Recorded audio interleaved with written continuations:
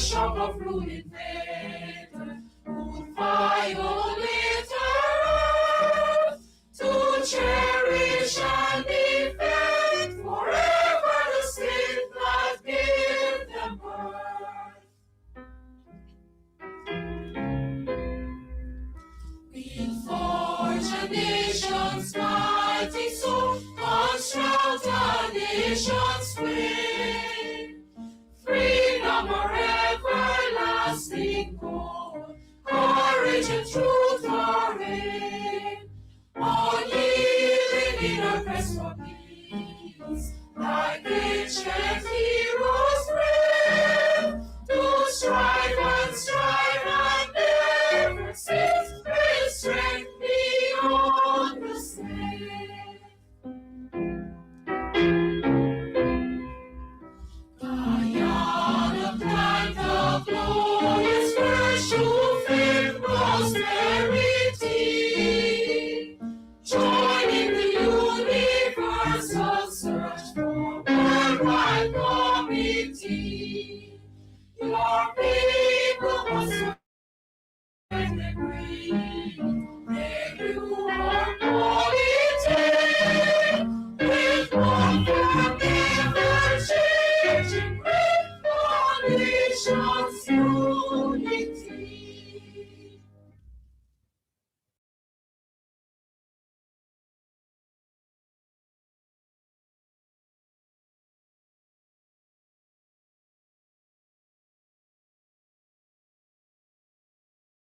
My Guyana, my Guyana, my Guyana,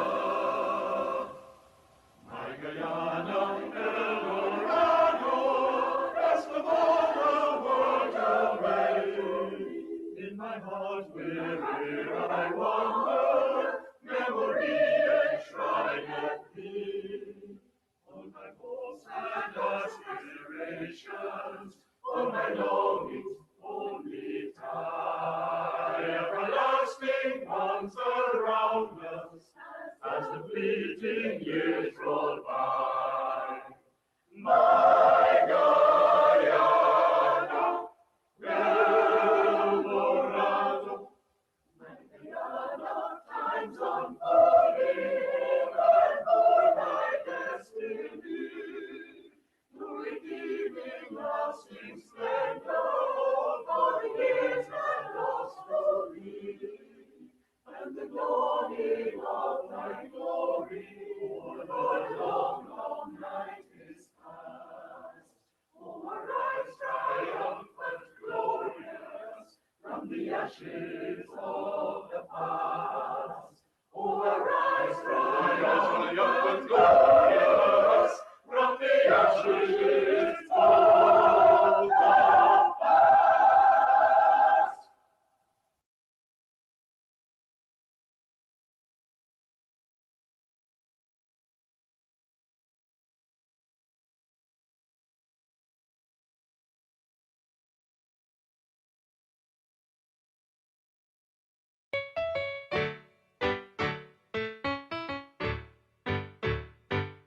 Guyana, I want to serve my country. Guyana, beautiful, happy, and free. Guyana, let's cooperate with our government to help develop Guyana the free. Together, my comrades, we'll build a brand new Guyana, a country where all are equal opportunity. So let us begin now to show loyalty to Guyana by showing Guyana and Guyanese, at home and abroad.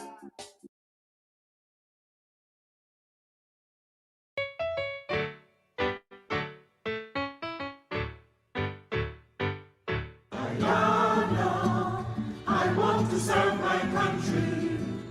Guyana, beautiful, happy, and free. Guyana, let's cooperate with our government to help develop Guyana the free.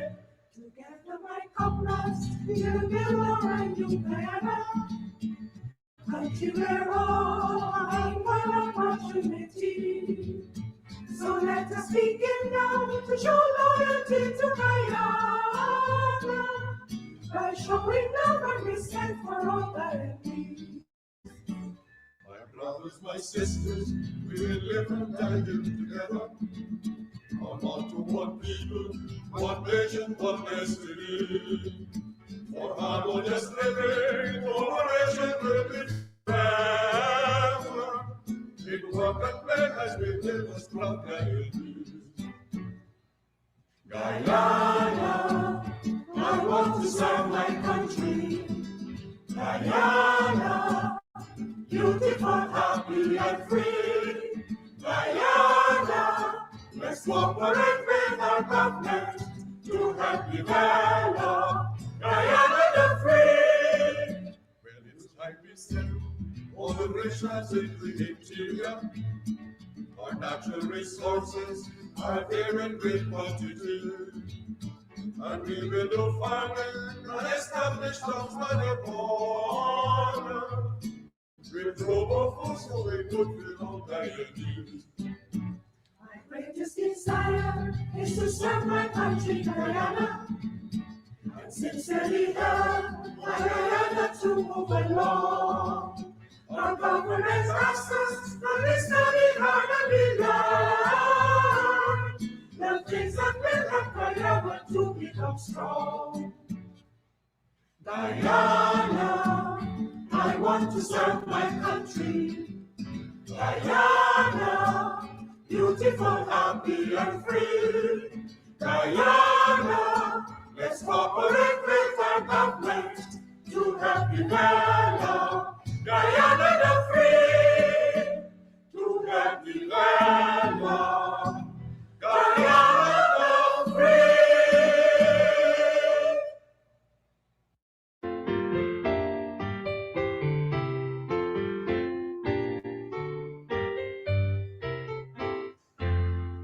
Marching towards the shining future, courage high, the past is gone. Before coming fear and counting mountain road, the sun has gone. The storm comes dark and blowing, through face lightning, flash and flame. One republic of Guyana, glorify Guyana's name. Forward, forward, youthful nation, ride with heart, the man's might. May his strength go ever, gratitude to strive, and seizing me for right. From Guyana's face comes summit, to wise of winds that cry. Build thy people, dear Guyana, strong, united, loyal, free.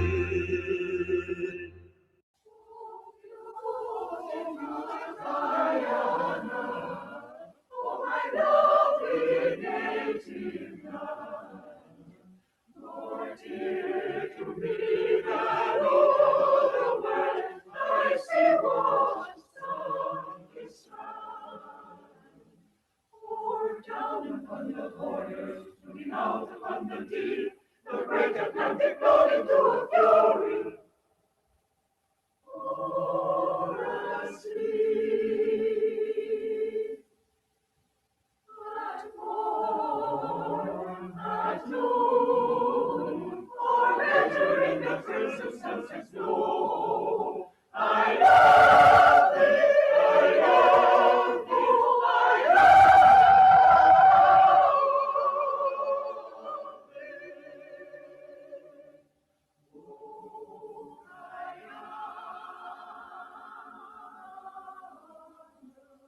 oh, beautiful Guyana, oh, my lovely native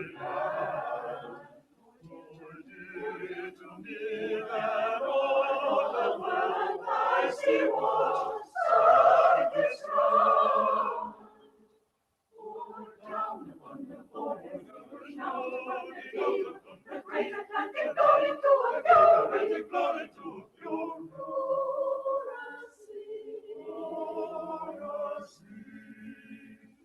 the sea, has known, or better in the presence has known.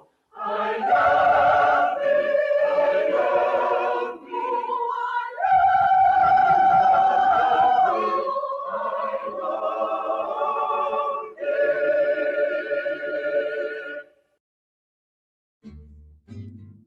Never Joe, never Joe, never Joe. Oh, money never, Money, neighbor, money, money, neighbor, money, money, I know what you conniving. money, money never, Money, neighbor, money, money, neighbor, money, money, you can keep your conniving money. When you've been a corrupt, in a bit there'll be money. Now because your money done, you come with conniving money. When you had your pocket full, in a bit there'll be money. Now because your money done, you hustle for tell me money. yes, money never, Money, neighbor, money, money, neighbor, money, money, now do what you conniving money. Neighbor, neighbor, joker, neighbor, neighbor, joker, neighbor, neighbor, joker. That's all the money that me walk. A 2 pound note and a guilder piece. A 2 pound note and a guilder piece. A 2 pound note and a guilder piece. This is all the money that me walk. I said money never, Money, neighbor, money, money, neighbor, money, money, I don't want you conniving money. oh Joseph. Guyana and Guyanese, at home and abroad.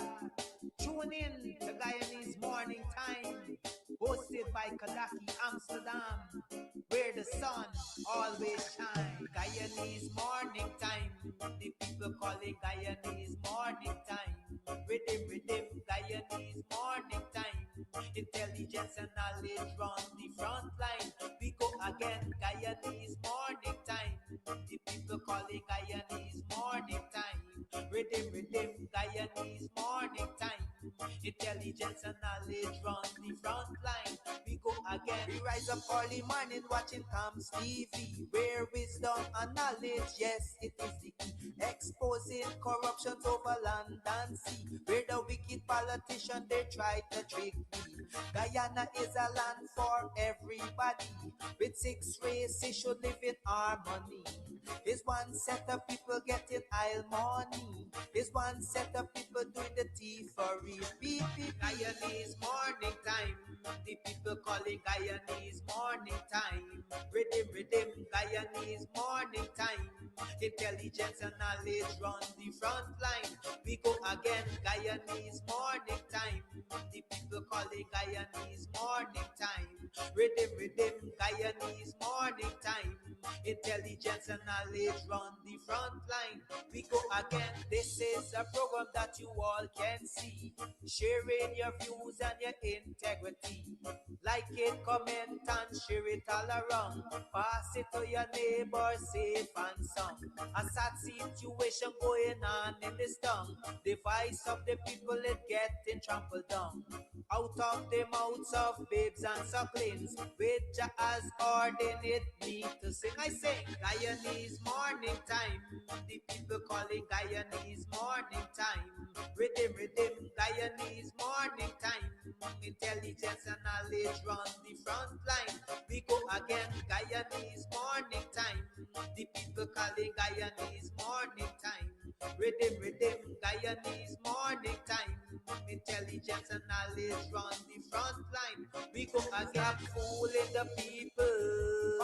You're promoting evil. Stop lying to the people. You are a part of the cycle. Stop fooling people. You're promoting evil. Stop lying to the people. You are a part of the cycle.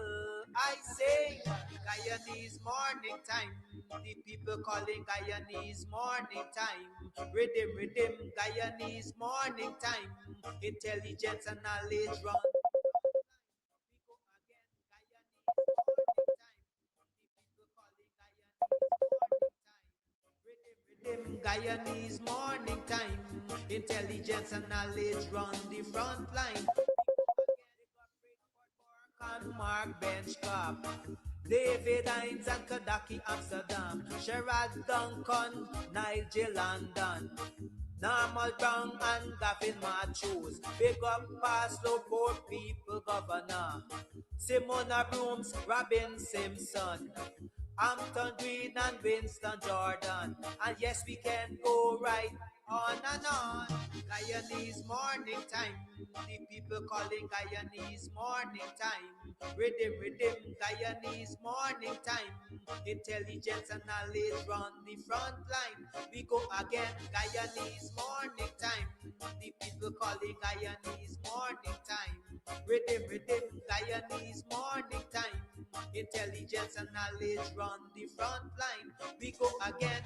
The relatives and friends of young Quinton Bacchus, they deserve justice. The family, the relatives and friends of our in Boston, they deserve justice. The family, the relatives and friends of Peter Headley, they deserve justice.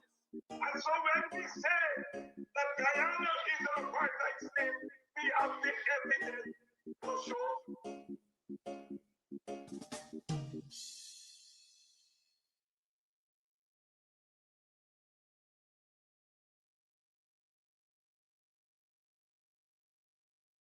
Hey,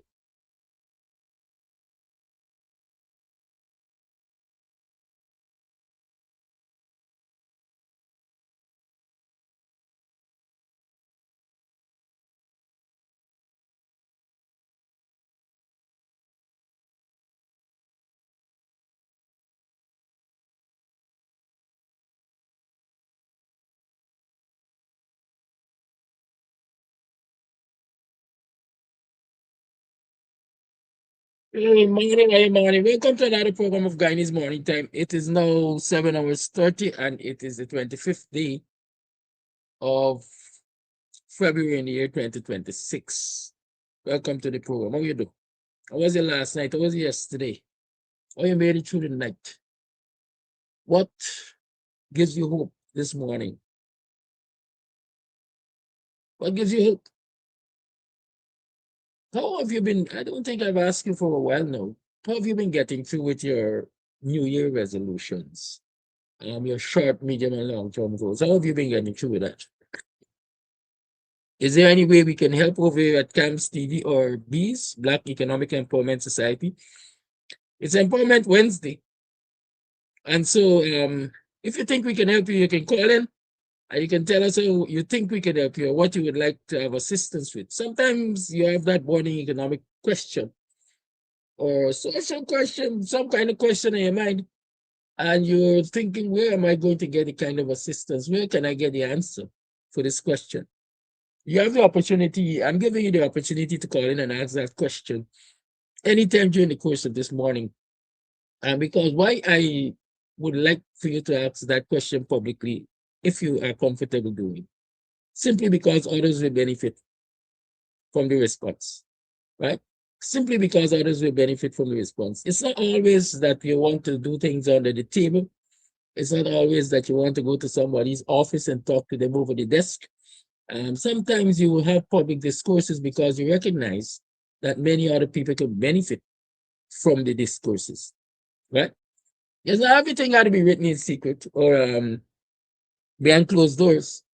We don't have monopoly. At least I don't think I have a monopoly on knowledge. As a matter of fact, the little knowledge that I have, I think I have a duty to share it for the enrichment and empowerment of humanity, right? I remember I went someplace. Where did I go?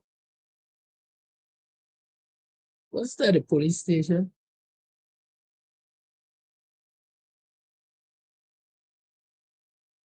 But I went someplace. Oh, and this is interesting.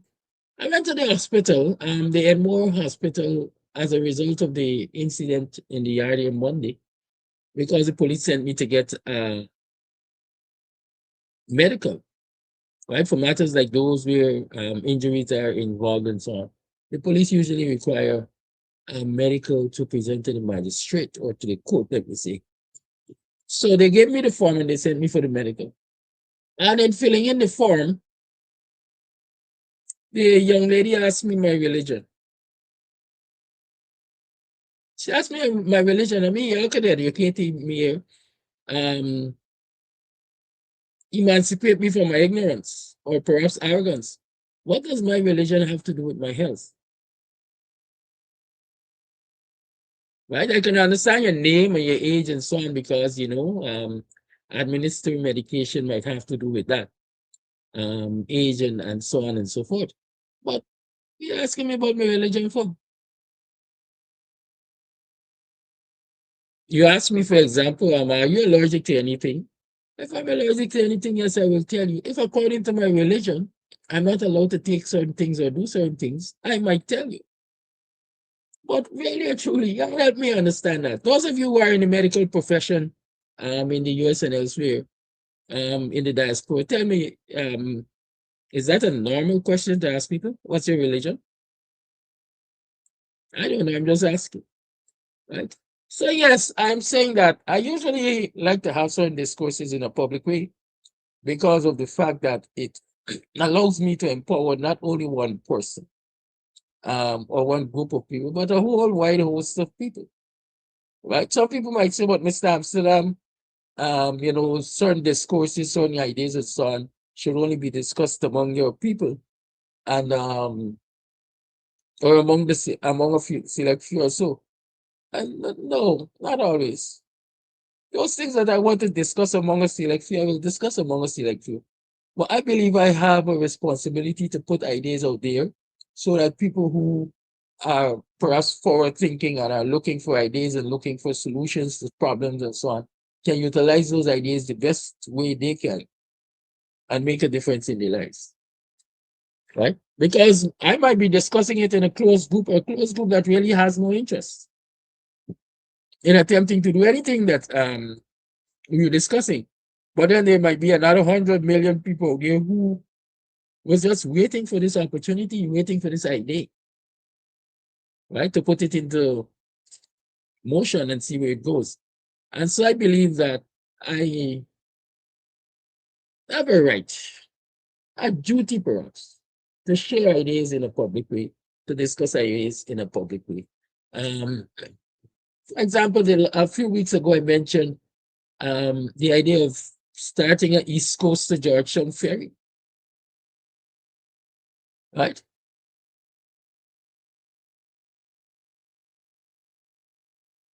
Right? Um, yes, starting a Georgetown to East Coast ferry, a East Coast to Georgetown ferry to avoid the congestion on the road and so on and so forth. 2 persons or 3 persons out of the viewership made contact with me and say, Mr. Sam is a good idea. And I think I would be willing to invest in something like that. We should do the research and get it going and so on and so forth. But why did you put it out like that? Now, if I didn't put it out like that, how the 2 or 3 persons would have gotten that idea to start with? Number one. Number two, we constantly complain of not having resources, right? And this for me is constantly complain of not having resources. And so for me, if I put it out there and more people hear about it, maybe those people can adopt a cooperative spirit and come together and pool their resources to work on this particular project. Some people have a fear that the people who have money will take it and work with it. Yes, the people who have money can take it and work with it, but the possibility is they will be opening up a way for you.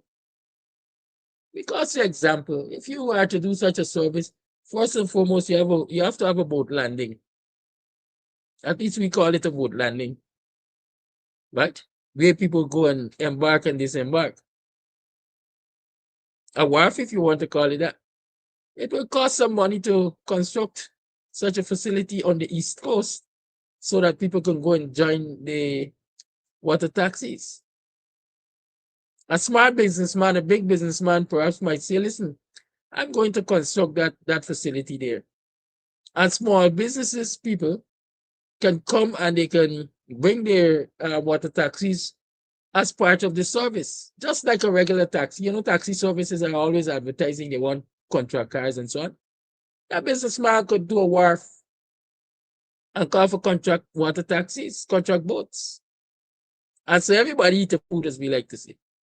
As against, you got the idea in your head and you're doing nothing with it because, oh God, we ain't got access, we ain't got capital, we ain't got financing, and so on. The government might see it as a good idea and decide, yeah, we are going to do, we are going to create the infrastructure so that the people who have interest in this kind of service can utilize our infrastructure at a cost, of course, and provide this kind of service. Yes, a lot of people say, but they're going to put them in their area.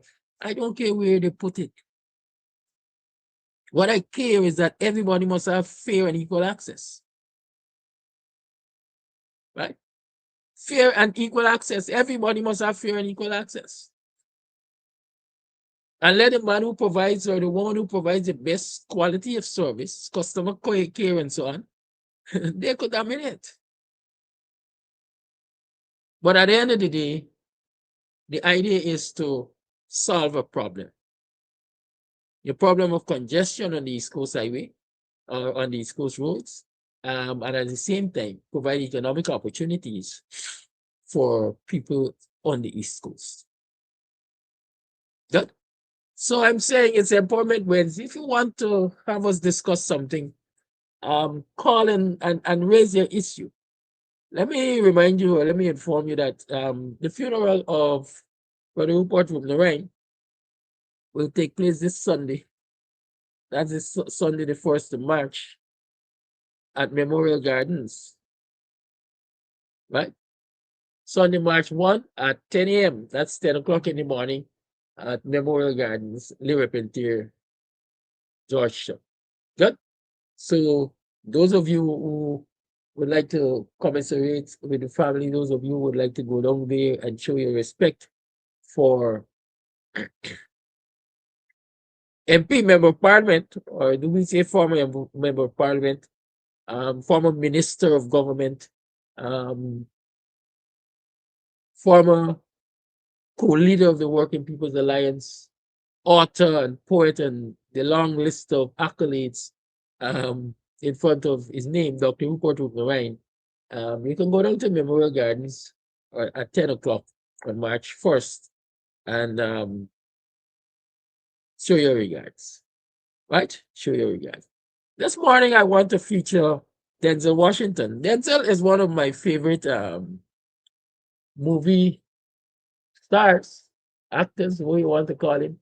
But I think he's more than that. I think he's more than.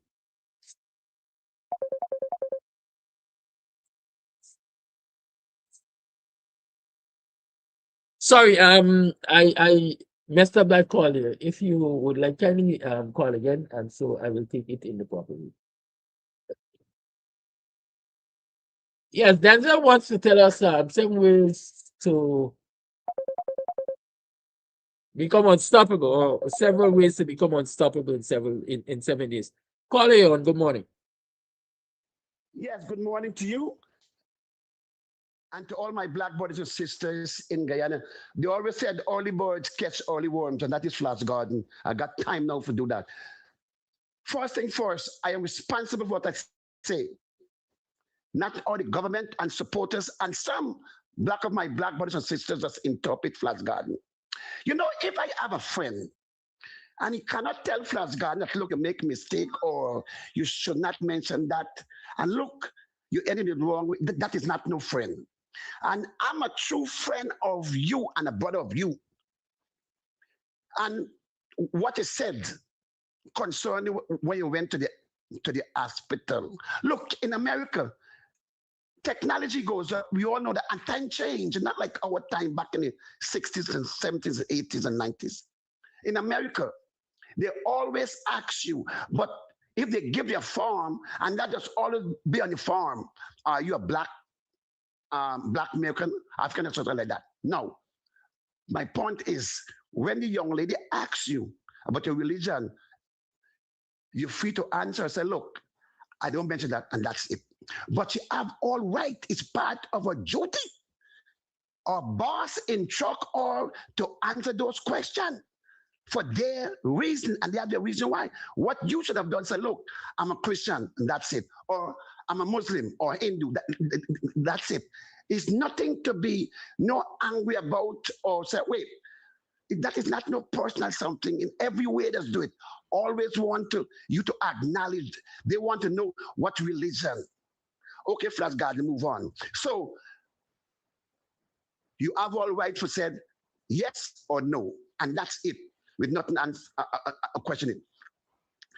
I would love to give my Eastonian friend, not brother, friend, Ganesh the praise this morning. I would love to thank all of my black brothers and sisters who make it possible. Find that sacrifice to go there Friday and listen what will benefit you tomorrow. Because you will not make the same mistake come first, come the next election, general election.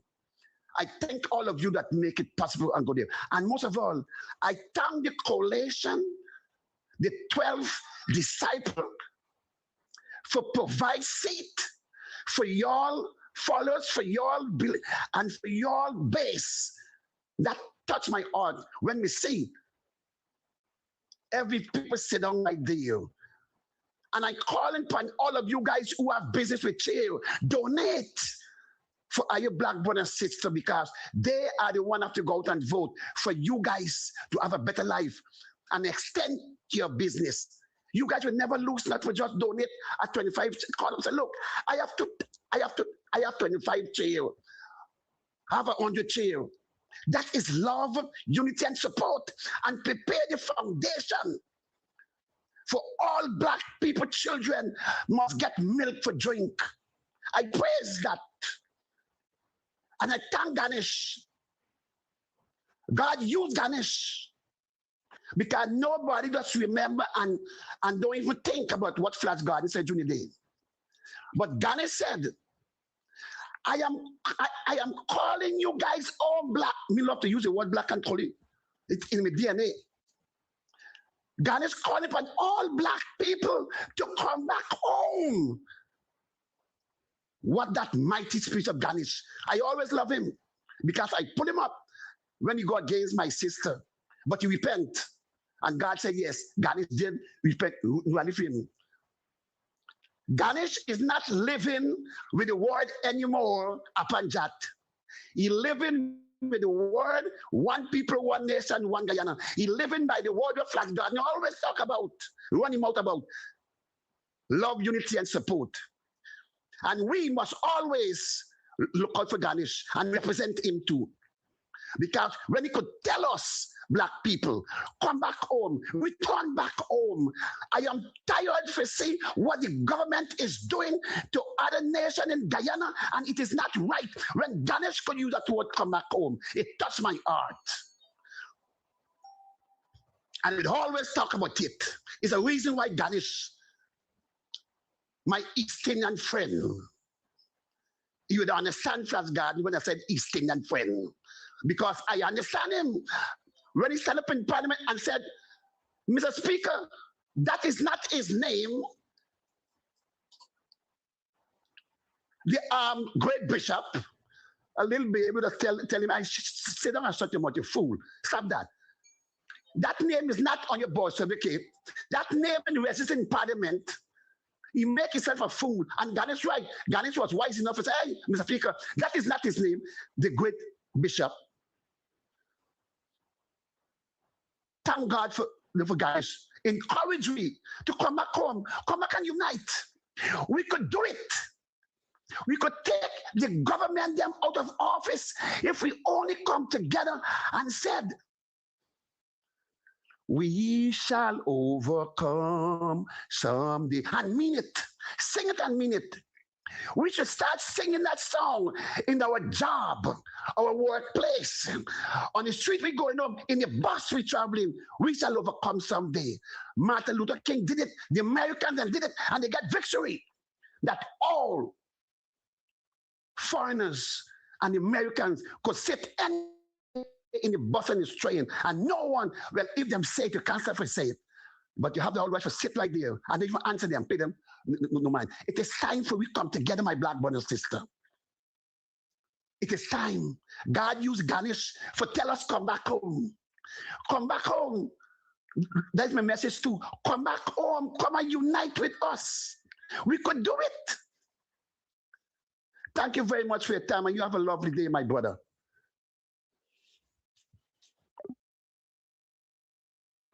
Thank you for your call. Ipadaji, in observance of African History Month, has its public lecture series, and the final lecture in this series will happen on Sunday, March 1st. The speaker is Andrew Hicks, and he's going to be talking on the book Conscientism by Kwame Nkrumah, and that takes place at 7 in the evening. So you can go to the funeral of Dr. Rupert Narayan at 10, and then you will have enough time to get back home and join the Zoom discussion Sunday, the 1st, at 7 p.m.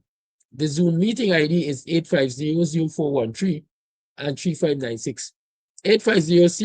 850-0413-3596. The passcode is 917572. 917572. Okay? Remember I said, you can call me and ask me to talk about a particular issue. I didn't feel you can call me and give me no sermon. Right, Flash Garden? Okay, Flash Garden. Good. I didn't say that I got angry when I was asked about my religion. I never did. I asked the question whether or not it's acceptable to ask me about my religion because I come from medical care. That's what I asked. And I also said that if my religion precludes me from doing certain things, then I naturally will say to the medical staff that it precludes me from doing certain things. I don't know. Religion is a personal thing. At least so I think. I think religion is a personal thing. But of course, it's them big boys that has run the world and decide what is personal and what is not. Let's listen to Denzel for a bit. We can talk. But let's listen to Denzel. Tell us about becoming unstoppable in 7 minutes. Most people underestimate what can happen in just 1 week. They think transformation takes years, maybe decades, but that's not true. Change doesn't require time. It requires a decision to break patterns, to rise above distractions, to stop negotiating with laziness and fear.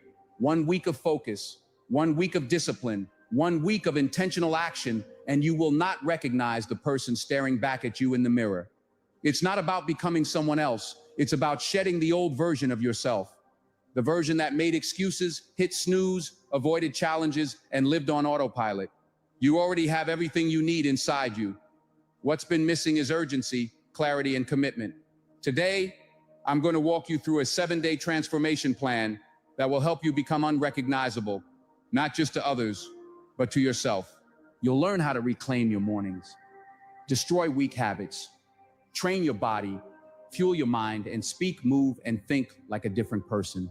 Not in theory, in practice. This is not about motivation. It's about strategy. It's about creating a blueprint that rewires how you show up every single day. If you've been stuck, this is your way out. If you've been tired, this is your recharge. And if you're ready to become the person you are meant to be, this is your moment. Stay with me for the next few minutes as I give you the exact roadmap to become unrecognizable in just 1 week. Let's dive in. Number 1, stop wasting the first hour of your day.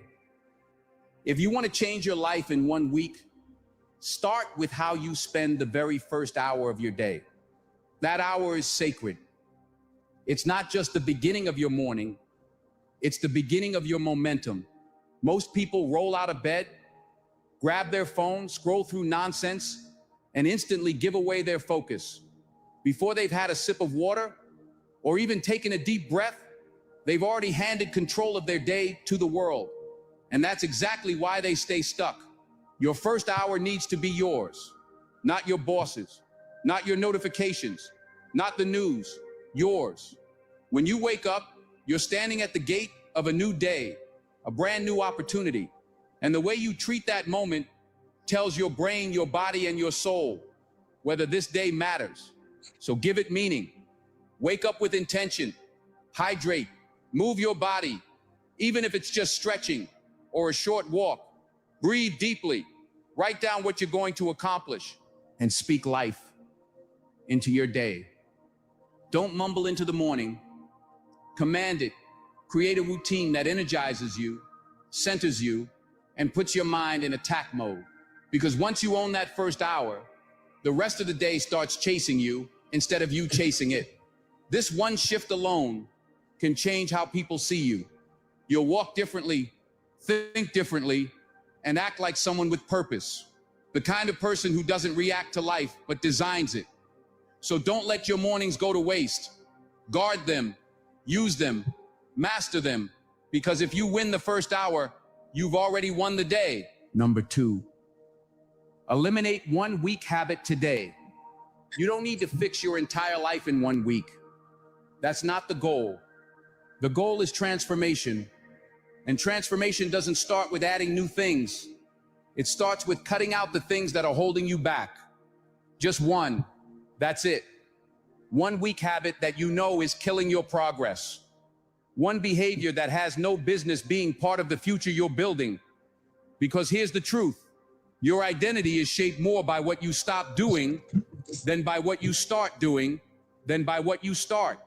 Every time you let a weak habit stay, you're feeding the old version of yourself, and the old you has already had its turn.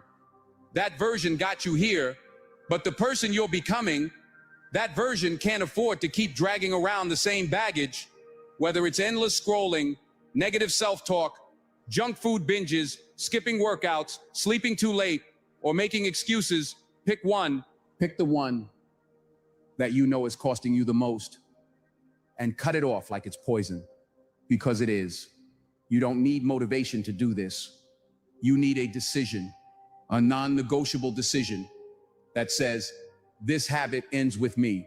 That's the moment everything changes. It's not about perfection. It's about breaking the pattern. If you can break one destructive loop today, you create space for a stronger you to step forward tomorrow. It's like pulling a weed from your mental garden.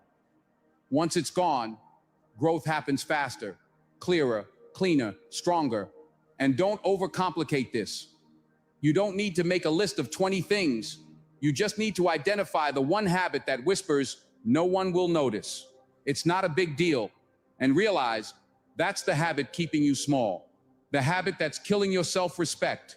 One quiet day at a time. Get rid of it. Replace it with something better. If you always reach for your phone first thing in the morning, replace that with writing down your goals. If you constantly complain, replace that with a daily gratitude check. If you procrastinate on what matters, set a timer and do the hard thing first. When you remove just one weak habit, your energy shifts, your standards rise. You prove to yourself that you are in control, not your urges, not your cravings, not your distractions. That kind of power, that's how you become unrecognizable. Not because the world suddenly sees someone different, but because you do. You look in the mirror and realize you're not that person anymore. You're not tied to that habit. You're not a slave to the old pattern. You're building something new. And it started with one simple choice, letting go of what no longer serves you. So make that decision today, because your future is watching. Number 3, move your body like you mean it. You can't build a strong mind in a weak body. The way you move tells the world how you feel about yourself. And more importantly, it tells you how you feel about yourself. If you're slouching through the day, dragging your feet, walking like life is a burden. Guess what? That energy multiplies. Your mind starts to believe that story. Your emotions follow your posture. Your thoughts follow your pace. Now think about this. When was the last time you moved with fire, with purpose, with strength in your step, and a rhythm that says, I'm here to win today? You don't need to become a fitness model or spend 5 hours in the gym. What you need is movement with intention. Move your body every day this week like it matters, because it does. This is about claiming your space. It's about shaking off the old energy and stepping into a new rhythm. Go for a hard walk. Do some push-ups. Dance in your room like you own the floor. Stretch with focus. Breathe deeply while you move. You're not just getting in shape, you're shaking off weakness. You're waking up the warrior inside you, that strength you want to feel in your life. It starts in your body. And don't tell yourself, I'll do it tomorrow. No, do it today. Do it tired. Do it unmotivated. Do it without the perfect playlist or the right shoes. Just do it. Because movement creates momentum. The more you move, the more alive you feel. The more alive you feel, the more confident you become. And confidence is magnetic. It changes how people see you. It changes how you walk into a room. It changes how you speak, how you lead, and how you live. You want to become unrecognizable? Then stop moving like the person you used to be. That version moved slow. That version played small. That version hesitated. Not anymore.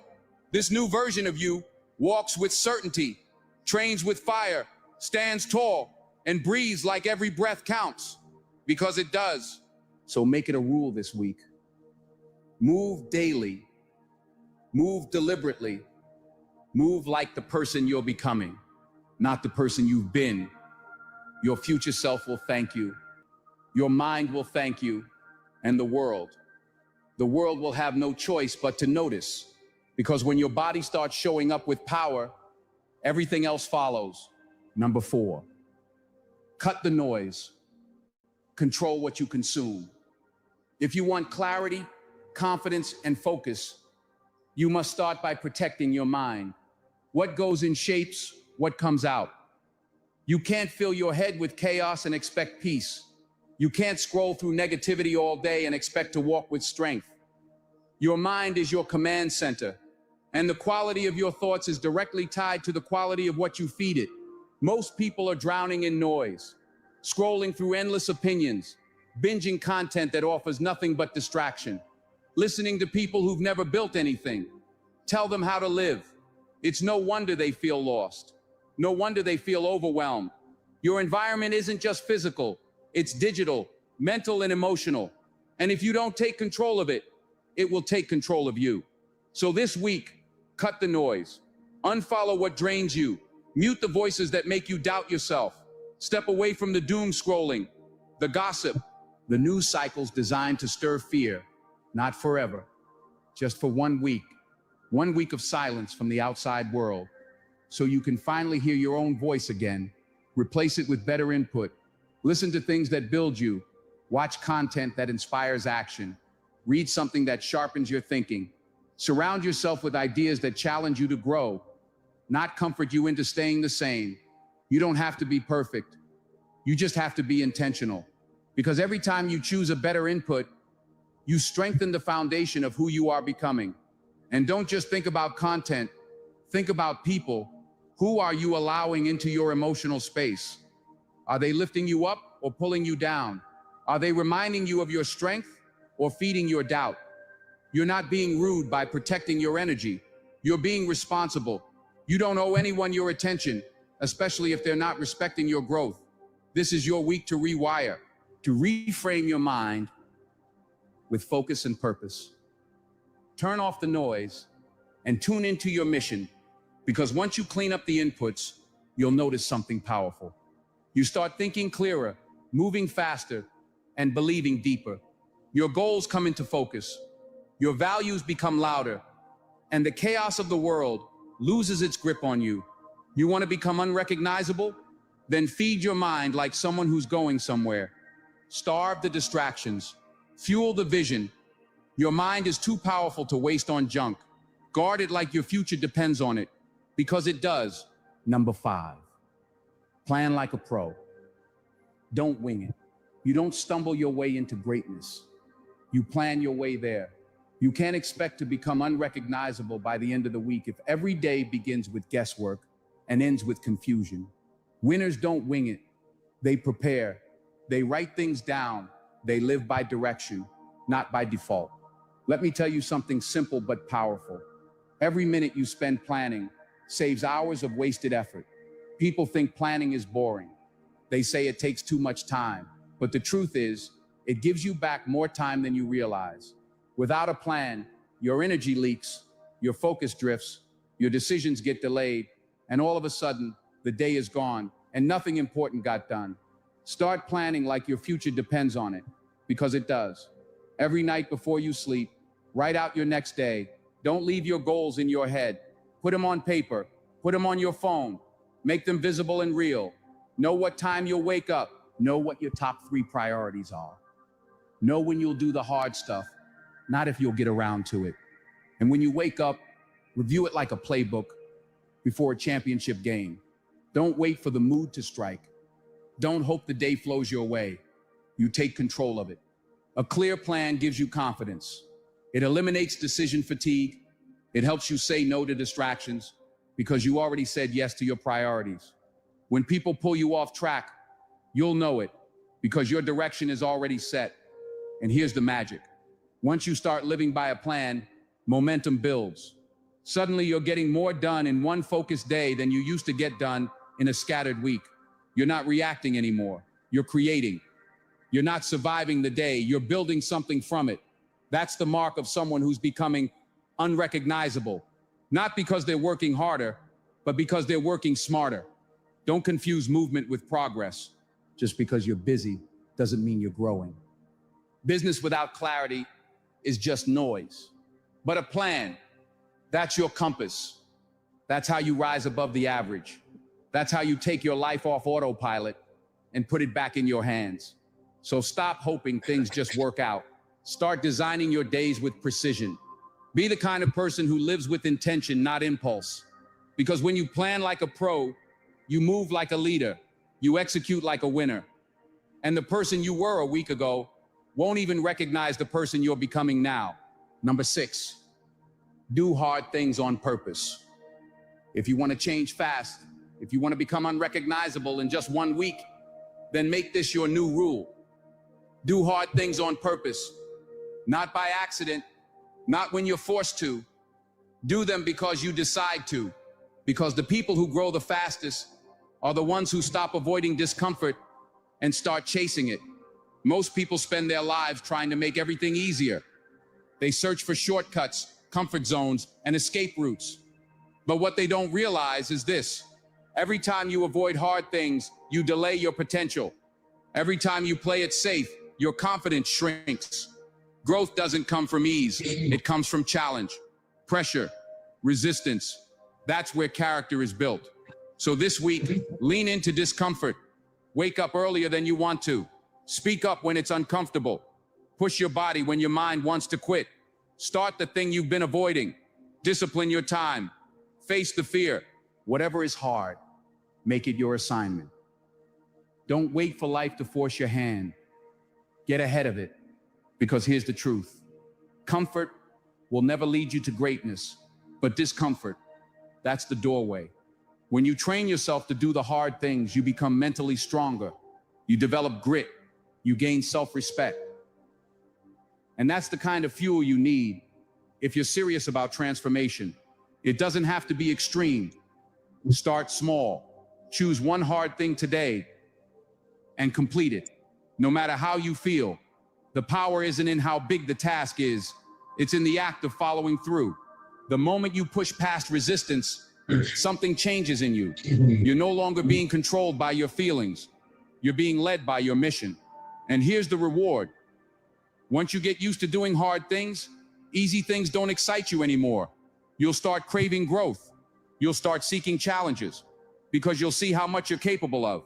The hard things become your training ground. And soon what used to scare you becomes your standard. This is how you become unrecognizable. Not because life got easier, but because you got tougher, stronger, sharper. People will wonder what changed, but they won't see the quiet battles you fought each day. They won't know about the discomfort you embraced or the resistance you broke through. But you'll know, you'll feel it in your walk, in your posture, in your decisions. So if there's one habit you take with you from this week, let it be this: never back down from the hard path. Take it, own it, conquer it, because the person you want to become is waiting for you on the other side. Number 7, talk like you've already won. Words are powerful. They are not just sounds you make with your mouth. They are commands to your subconscious mind. Every time you speak, you are either reinforcing strength or weakness, belief or doubt, progress or excuses. That's why, if you want to become unrecognizable in 1 week, you must start talking like the person you're becoming, not the one you've been. Think about it. How do you talk about your goals? Do you say, I hope I can, or I will? Do you say, I'm trying, or I'm doing it? There's a massive difference between someone who says, I'll try to change, and someone who says, I'm already becoming better. One is passive, the other is powerful. One leaves room for failure, the other creates certainty. From this moment forward, your language has to change. Stop speaking like a maybe. Stop watering down your dreams with soft words. Start using language that aligns with victory. Speak like your actions matter, like your habits are improving, like your success is inevitable. Because when your words change, your mind follows. And when your mind shifts, your behavior transforms. That doesn't mean you lie to yourself. It means you tell the truth from the perspective of your potential. If you've been lazy, say, that version of me is gone. If you failed before, say, that was training, not defeat. If you've been doubting, say, I've decided to believe again. Speak life into your direction, not death into your delay. This is not fake positivity, it's focused identity. Because you're not just speaking about your situation, you're speaking to your spirit, and your spirit listens. When you say, I can't, it shuts down. But when you say, I will, it rises. So talk like you've already won, not because everything is perfect, but because your mindset is shifting. And that shift is more important than any outcome. Be careful of your self-talk. Don't joke about your flaws like they're permanent. Don't make sarcasm your defense. Speak with clarity, with belief, with strength, and extend that same speech to others. Speak power into their lives. Speak encouragement over their journey. The words you give out are the same energy you invite back in. Your voice carries weight, not because it's loud, but because it comes from belief. And when you believe, your actions change. You walk differently. You show up differently. People can feel it.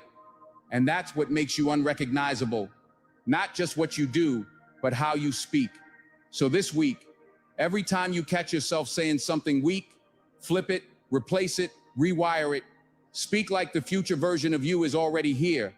Because the more you talk like you've already won, the faster you become the kind of person who does. Number 8, dress with intention. Let's get something straight. How you present yourself on the outside doesn't define your worth, but it absolutely influences your mindset. The way you show up physically sets the tone for how you act, how others treat you, and how seriously you take yourself. You don't need expensive clothes, designer brands, or flashy accessories, but you do need intention. You need to dress like someone who's going somewhere, someone who's building, growing, and stepping into a higher level of life. Think about it. When you're dressed, sharp, clean, and put together, you walk taller.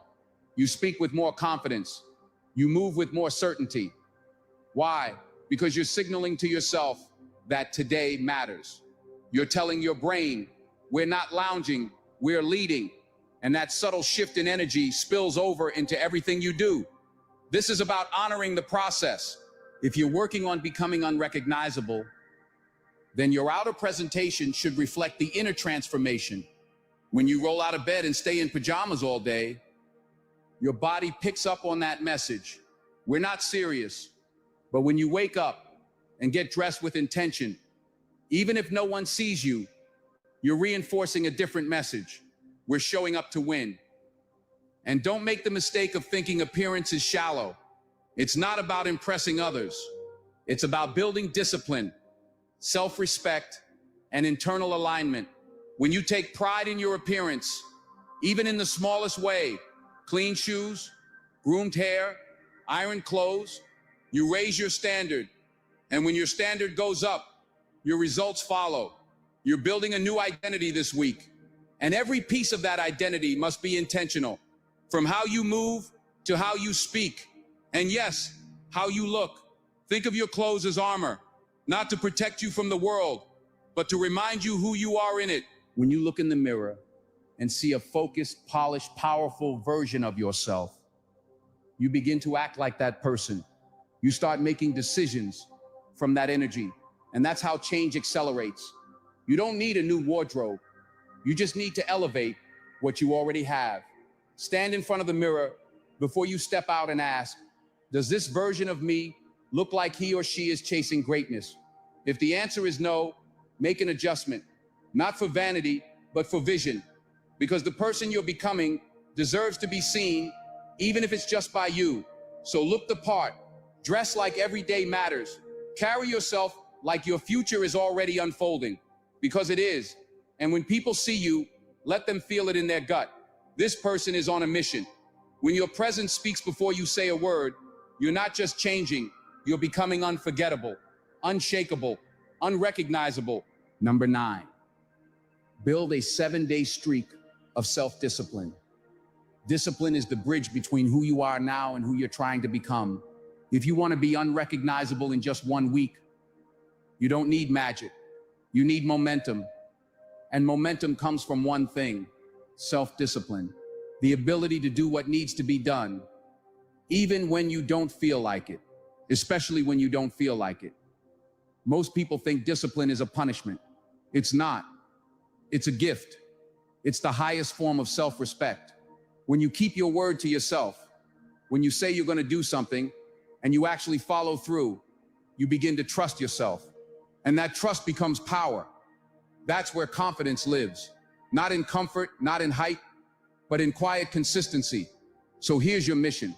Build a 7-day streak of self-discipline.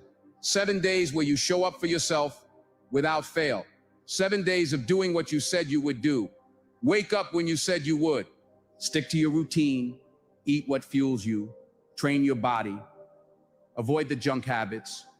Finish the tasks. Keep the promises. And when your mind screams for comfort, you stay the course. It's not about perfection. It's about the pattern. 1 day becomes 2, 2 becomes 4. Before you know it, you're stacking wins, and each win rewires your brain. It starts whispering, this is who I am now. I follow through. That's how change happens. Not from grand declarations, but from simple, disciplined actions done daily. This streak isn't for the world to see. It's for you. It's your inner contract. You're proof that you're serious about becoming more. Because here's the truth. No one will believe in you until you believe in you. And nothing builds belief like discipline. Discipline is quiet, but its results are loud. People won't see the early mornings, the temptations resisted, the sacrifices made, but they'll see the glow, the strength, the shift in your energy. And here's the best part. You don't have to wait to feel motivated. Discipline doesn't care about your feelings. It only cares about your decision. Once you decide to commit to that 7-day streak, you stop negotiating. You don't ask yourself, do I feel like it? You say, it's who I am now. That's identity level change. And identity change, that's the foundation of transformation. So start the streak, track it if you have to. Mark the days, feel the momentum building. And by the end of the week, you'll look back and realize you're not the same. You're not the person who made excuses, broke promises, or ran from discomfort. You're becoming someone different, someone stronger, someone the old version of you wouldn't even recognize. That's what this week is about. That's what makes it real. 7 days, full commitment, no compromise. Watch what happens. Number 10, create a non-negotiable night routine. How you end your day is just as important as how you start it. Most people treat the evening like a slow collapse. They scroll until they're numb, snack until they're bloated, and fall asleep with chaos on their minds. And they wonder why the next day feels like a fog. If you want to become unrecognizable in 1 week, you need to end each day like someone who is serious about success. That means building a non-negotiable night routine. This isn't about being robotic. It's about being intentional. Your night routine is the bridge between who you were today and who you want to be tomorrow. It's the closing ceremony of your progress. It's where you lock in your gains, reflect on your actions, and prepare for battle again in the morning. Start by powering down the noise. Turn off the screens. Cut off the world's input so your mind can breathe. Give yourself space to think, to settle, to disconnect from the chaos.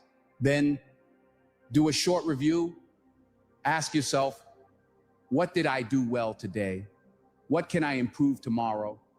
What am I grateful for right now? This 5-minute reflection is small, but it rewires everything. Now set the next day in motion. Lay out your clothes, prepare your to-do list, write down your top 3 goals. Don't wait until morning to get clarity. Decide now while your mind is calm.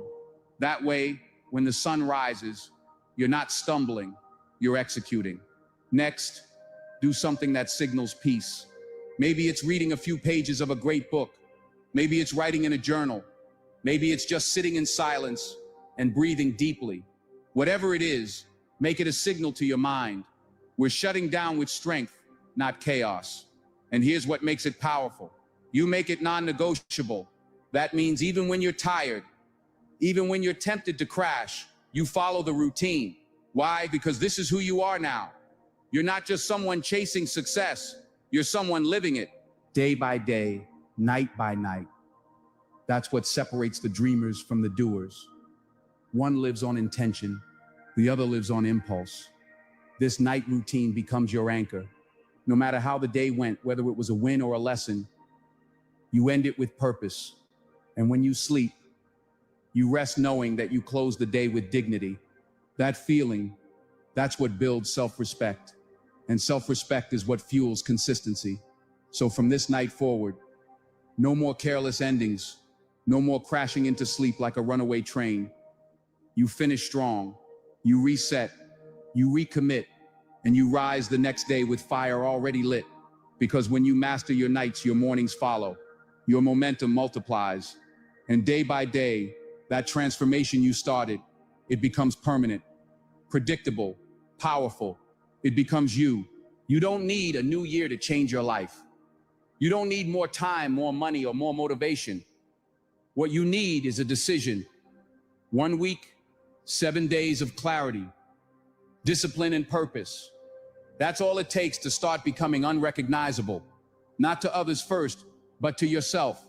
When you wake up with intention, when you cut out distractions, when you eliminate weak habits, when you move with power and speak with belief, something shifts. You begin to break the grip of who you were, and you start stepping into who you were meant to be.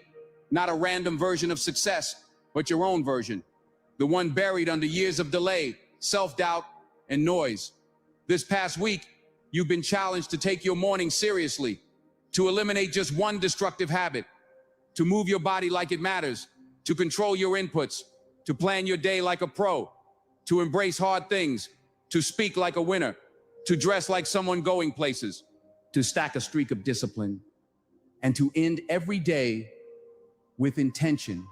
That is a blueprint for personal transformation. That is how you shift from average to exceptional, from lost to focused, from ordinary to unrecognizable. And here's the secret. This week is just the beginning. If you can do it for 7 days, you can do it for 14. If you can do it for 14, you can carry it into a month. And after a month, you're no longer just changing. You've already changed. The world starts noticing. People treat you differently. Opportunities come your way, not because of luck, but because of how you show up. You've trained your mind, your body, your habits, and your energy to operate on a higher frequency, but the real reward, it's internal. It's the peace that comes from knowing you kept your promises, the pride that builds when you see the progress, the joy of becoming someone you respect. You don't owe anyone an explanation. Let your actions speak. Let your discipline do the talking. Let your presence announce your growth before your words ever do. So what now? You keep going. You repeat the process. You double down on what's working. You stay hungry, stay humble, and you never settle for the person you used to be, because you've proven something powerful. Change is not a myth. It's not a someday idea. It's real. It's possible. And it starts in just 1 week. You made the choice to begin. Now make the choice to continue. Because the version of you the world has seen so far, that was just a preview. The real story is just beginning. And it all started with 7 powerful days.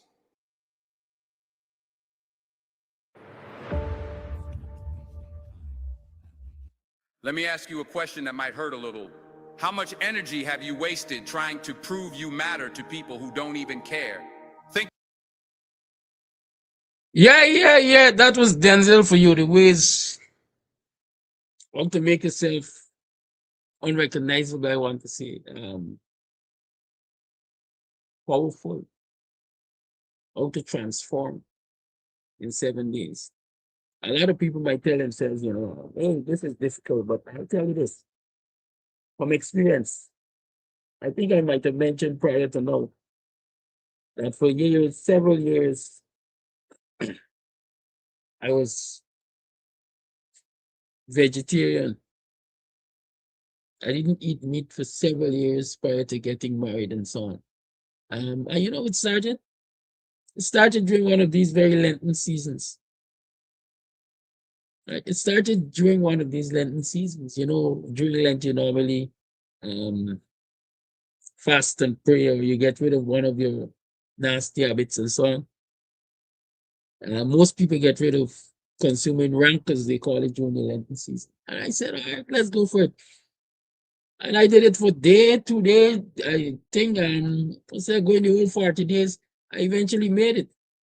I said, look, if I could do 40 days and 40 nights, as we like to say, then I could go longer.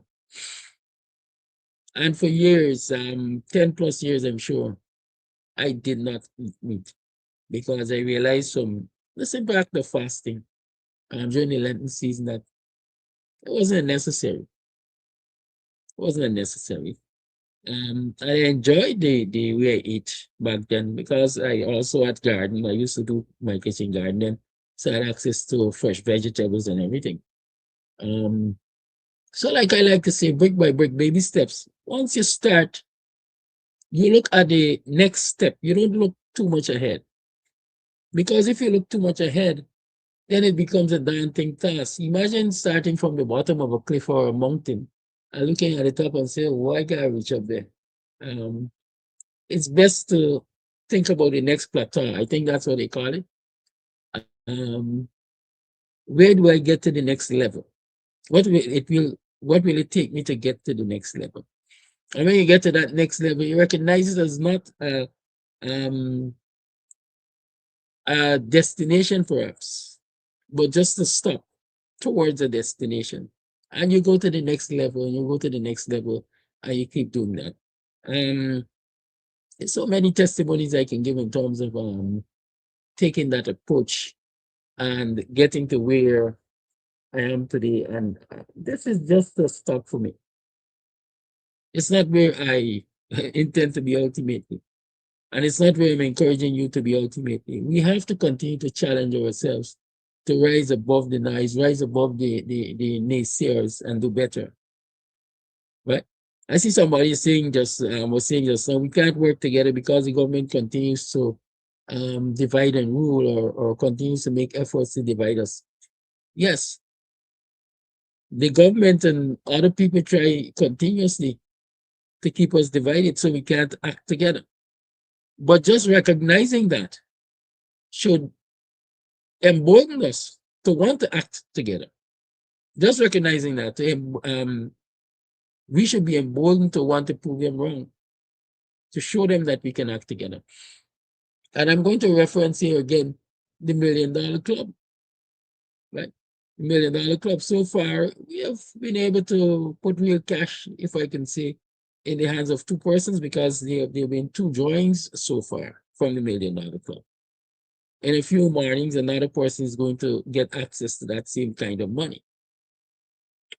And many have whispered in my ears, Mr. Amsterdam, you're taking a big chance.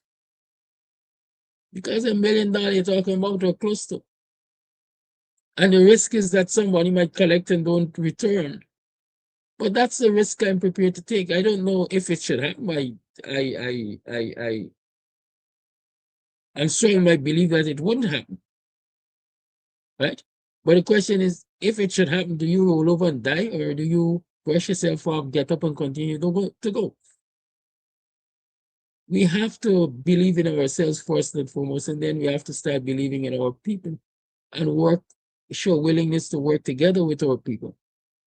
Just over the last week or so, I learned that I look around, and I have no shame in saying this. I look around my society, I look around the Guyanese society, and I look at what other people are investing in and how other people are making business, as we say, and they're getting by. I ask myself why our people can't do it. Why is it a challenge for our people to do it? There are many explanations as to why not. But I want to know, that's a why not. What about the why can't? Or why shouldn't? Every time you look around this place, all over you, acquisition of a motor vehicle is a big thing in this country now. Everybody wants a car, a motorcycle, for example. Everywhere you look around, the majority of people who deal in cars and motor vehicles and so on don't look like us. What does it require? What does it require? Big money. Every car you bring in, you have to get the money to pay the duties immediately. That is if you look at it from a position as a small business. But if you look at it from the position of a big business, you will learn that you can actually apply to the government, GRA perhaps, for a dealership license, an auto dealer's license. An auto dealer license allows you to stock vehicles. You bring them and you stock them, and you only pay the duties when you sell them. So you can bring, let's say for starters, 10 vehicles. If you bring 10 vehicles at $4 million, duty each is $40 million. You might not have $40 million to clear out of that one time off the wharf. But if you have a dealer license, then it allows you to drive those vehicles and park them on your parking, on your showroom, your lot.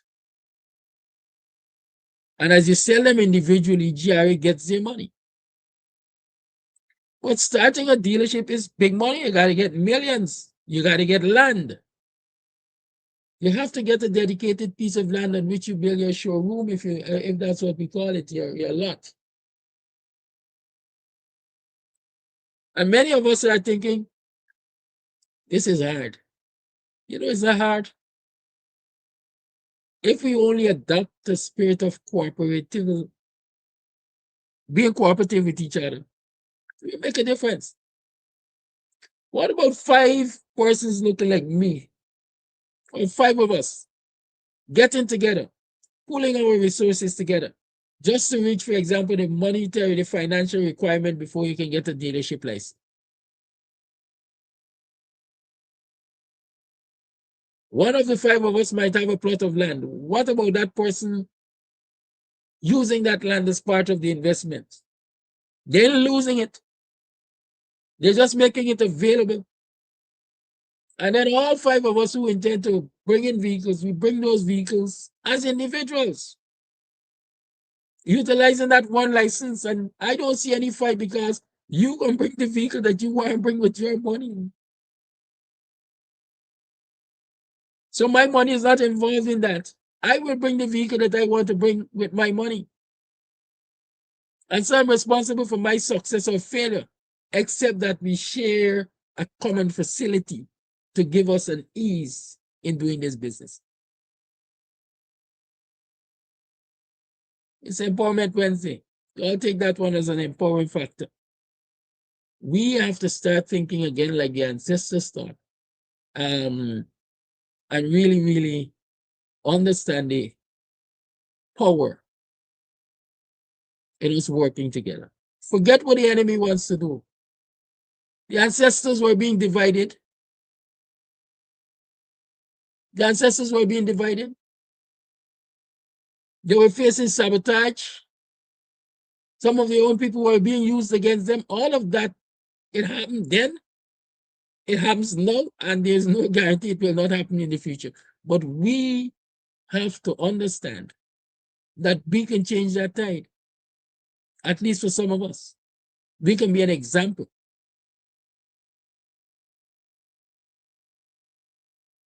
But it starts with baby steps. Baby steps. Baby steps.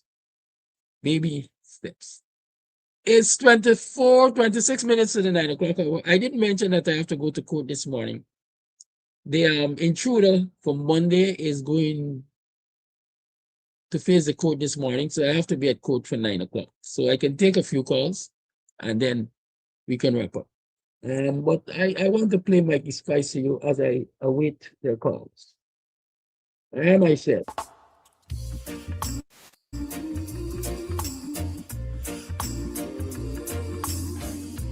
finishing with this song, but I certainly do. I am myself. LA's fine, sunshine most of the time. And the feeling is laid back. Palm tree grove, rent so low, don't you know? I keep working my way back. But I'm a Jamaican boy who's born and raised. Nowadays I'm lost between two shores. LA's fine, but it ain't home. New York is home, but it ain't mine no more. I am myself to no one there, and no one heard at all, not even the chair. I am my pride. I am said I, and I am lost, and I can't even say why.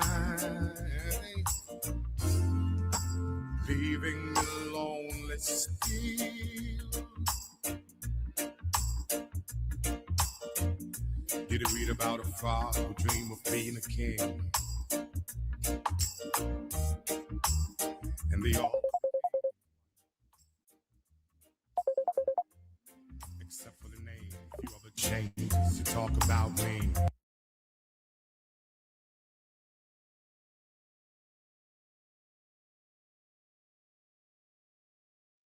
Calling you on, good morning.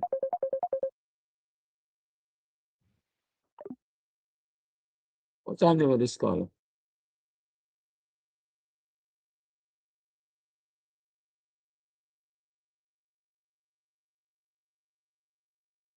You have a voice note, let's play it.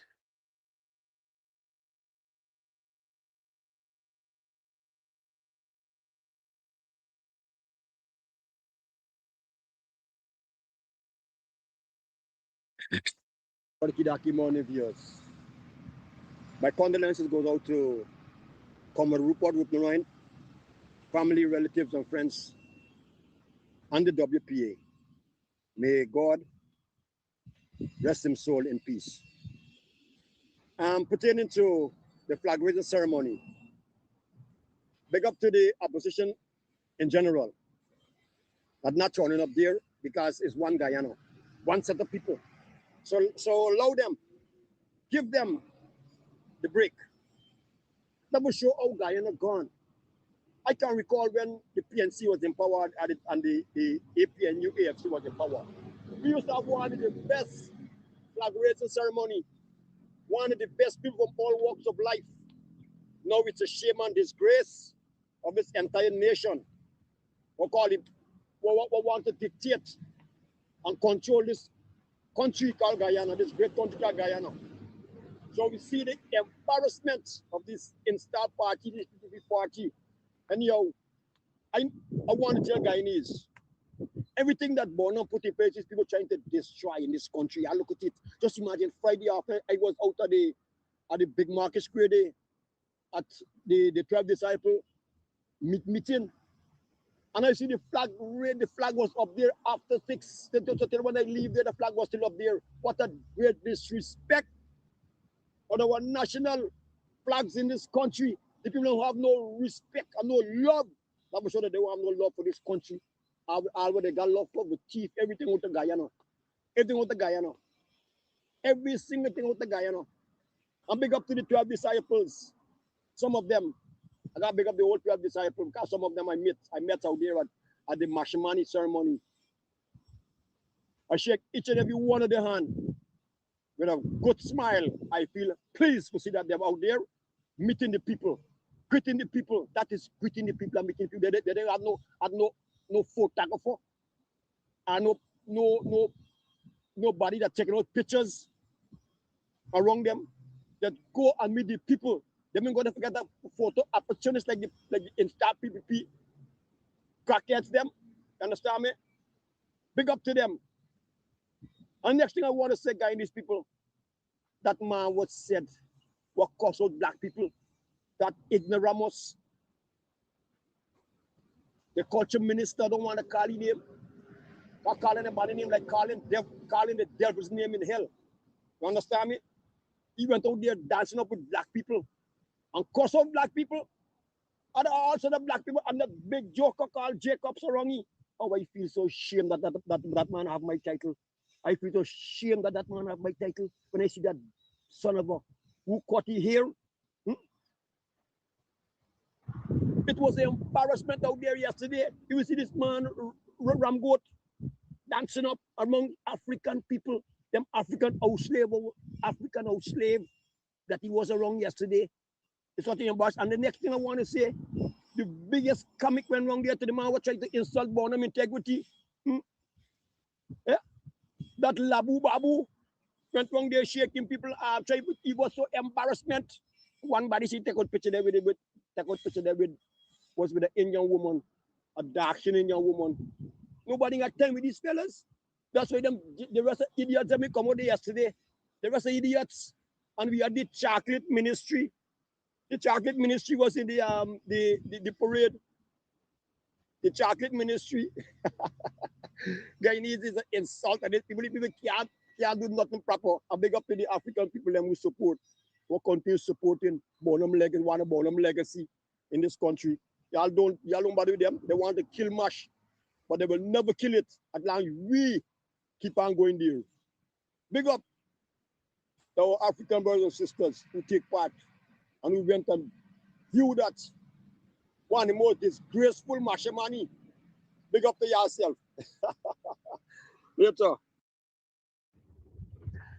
Good morning, Kadaki. That was a very nice, inspirational speech. But you know, I'm not discouraging no one, but in life, you have theory and practical. And sometimes when you go to the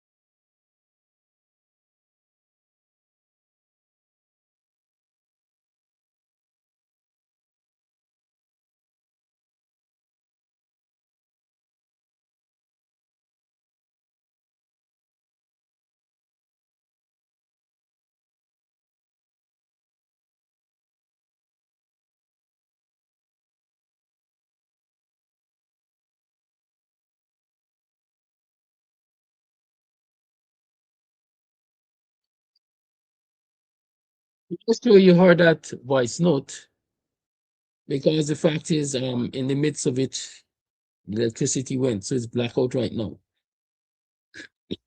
Um,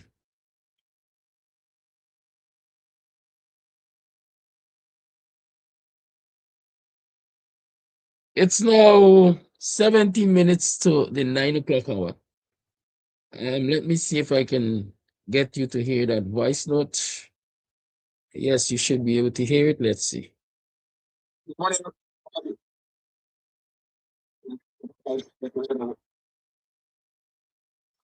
No one was in life. Yeah.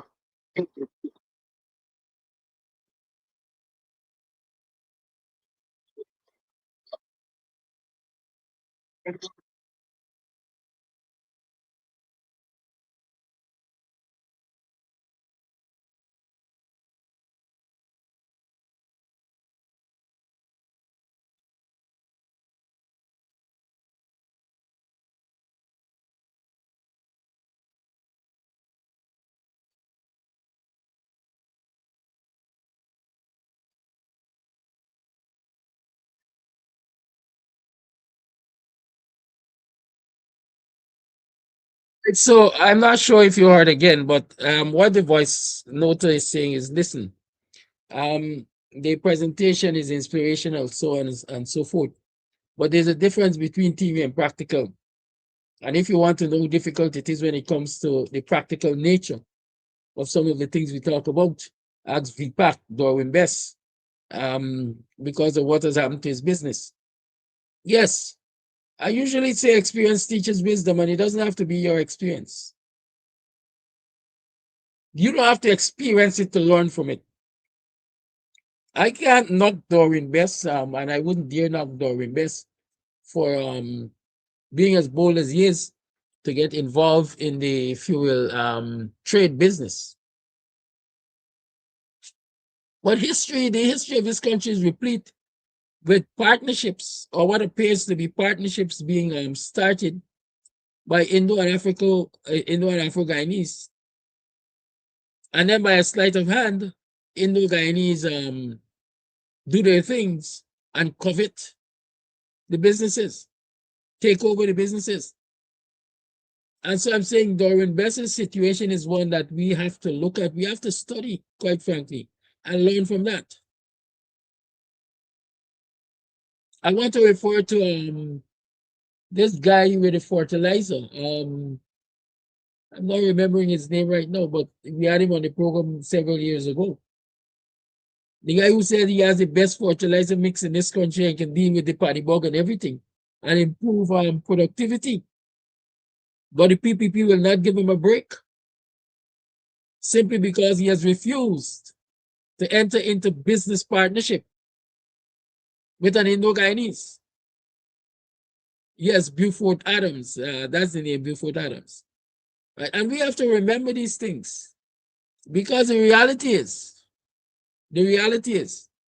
when you look at history, the history of this country, you have to understand and you have to come to recognize that, listen, these people, in many instances, they come to us like wolves in sheep clothing, offering what some might perceive as a helping hand.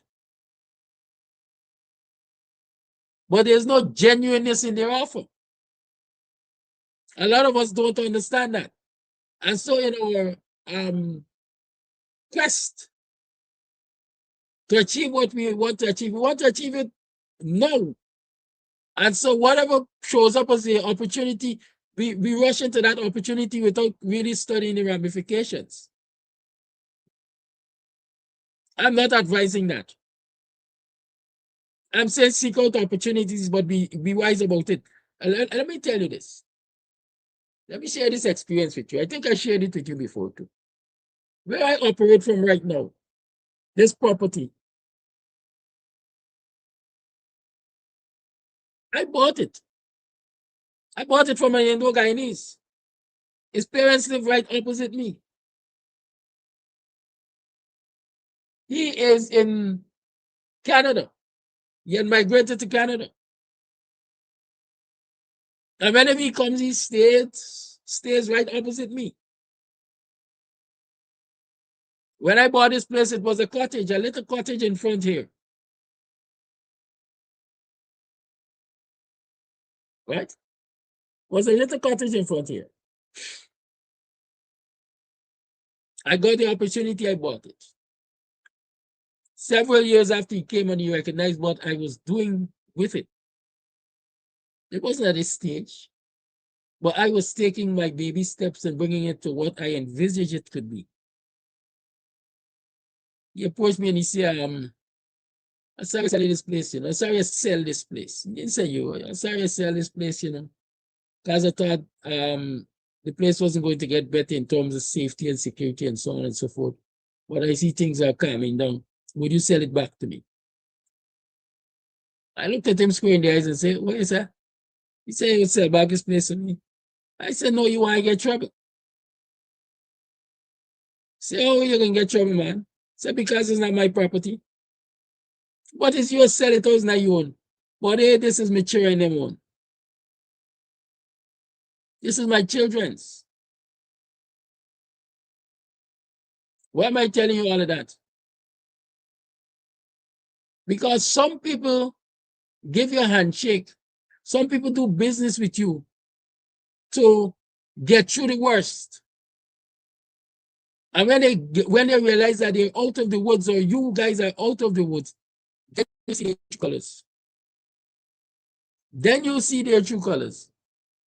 So I see him selling me these places, basically putting me to preserve it until better days, with the hope that he can come and reclaim it by offering me something more than I bought it for. And sometimes we have to take that approach to the business, to relationships, business relationships, and things that have come to us, despite the fact that we want to get to the pinnacle.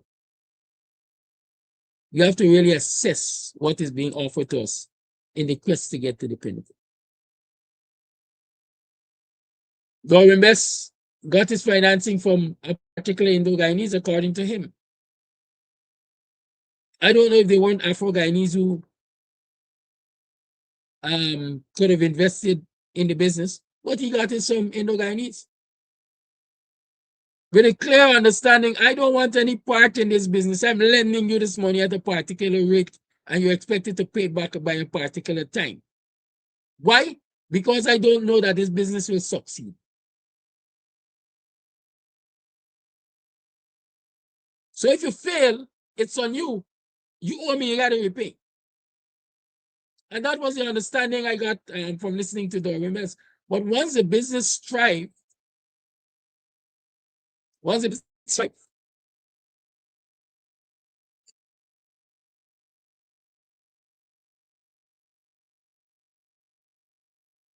snake in that Indo-Guyanese businessman came out. The snake came out. The question is, what precautions could have been taken to prevent this happening?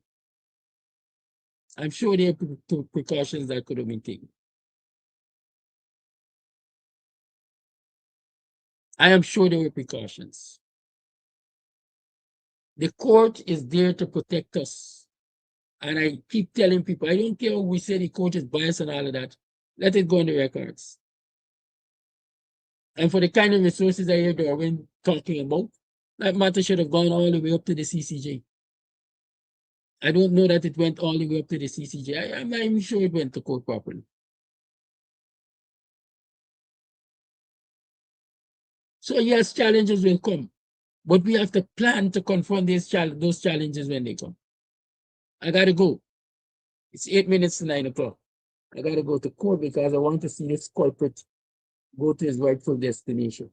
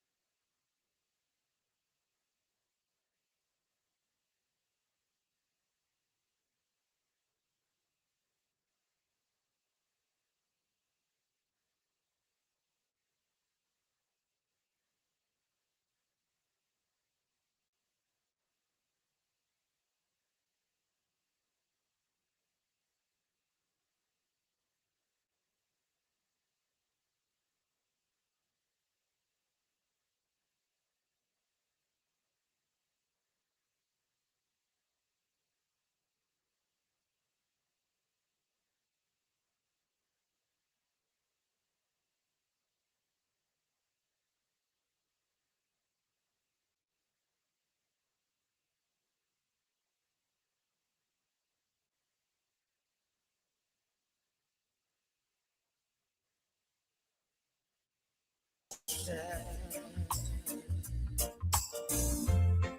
am my pride. I am Seda. When I am lost and I can't even say why.